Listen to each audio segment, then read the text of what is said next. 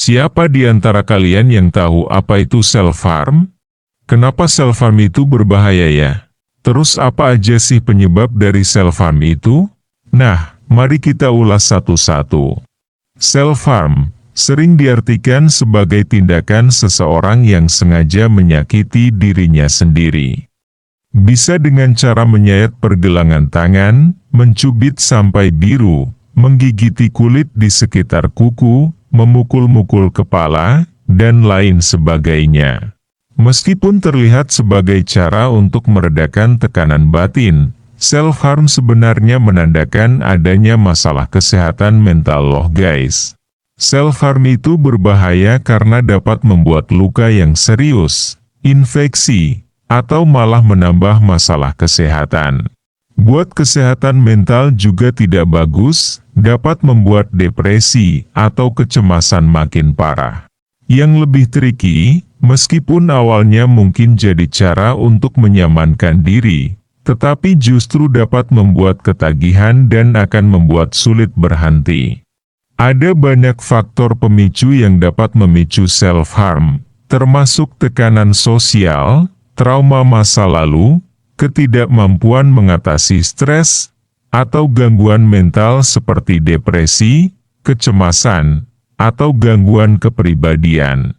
Misalnya kalian sedang dilanda pusing atau kebingungan, kalian akan memukul-mukul kepala kalian secara tidak sadar untuk bentuk meluapkan kepusingan kalian itu. Padahal hal itu hanya akan membuat kepala kita tambah sakit dan tidak menghilangkan apa yang sedang kita alami. Lalu bagaimana caranya untuk menghentikan perilaku self-harm? Menghentikan self-harm itu kayak bikin rencana besar buat upgrade hidup. Pertama, gali lagi niat kamu untuk sembuh dari dalam diri kamu, bisa cerita sama teman atau keluarga buat dapat sudut pandang lain. Support system dari orang terdekat juga sangat penting guys. Mereka dapat memberikan dukungan emosional, mendengarkan tanpa menghakimi, dan menciptakan lingkungan yang mendukung.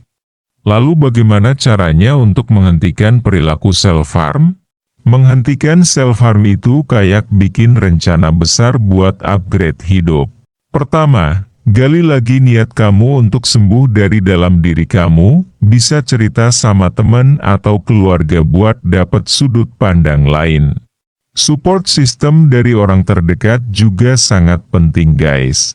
Mereka dapat memberikan dukungan emosional, mendengarkan tanpa menghakimi, dan menciptakan lingkungan yang mendukung. Terapis atau konselor juga kayak life coach yang bantu ngasih saran buat merapihin rencana. Belajar cara deal sama stres itu penting, bisa coba yoga atau mungkin jadi maraton Netflix. Hindarin benda atau situasi yang jadi pencetus untuk melakukan self-harm, seperti benda-benda tajam. Cari kegiatan positif yang bisa jadi pelampiasan, main game atau nulis curhat mungkin bisa menjadi alternatif. Proses pemulihan tuh kayak naik roller coaster, kadang pelan tapi pasti naiknya. Last but not least, ikut komunitas yang bisa jadi tempat curhat dan dapat dukungan. Pemulihan itu kayak pawai, lebih seru bareng-bareng. Jadi, siap-siap buat upgrade hidup yang lebih seru. Self-harm bukan hal sepele, tapi butuh perhatian serius. Teman dan keluarga punya peran besar untuk membantu yang mengalami self-harm. Minta bantuan profesional juga penting.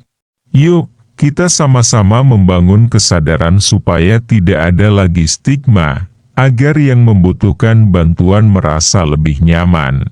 Dukungan dan pengertian bisa jadi kunci buat mereka yang lagi berjuang nemuin kehidupan yang lebih baik. That is all and thank you.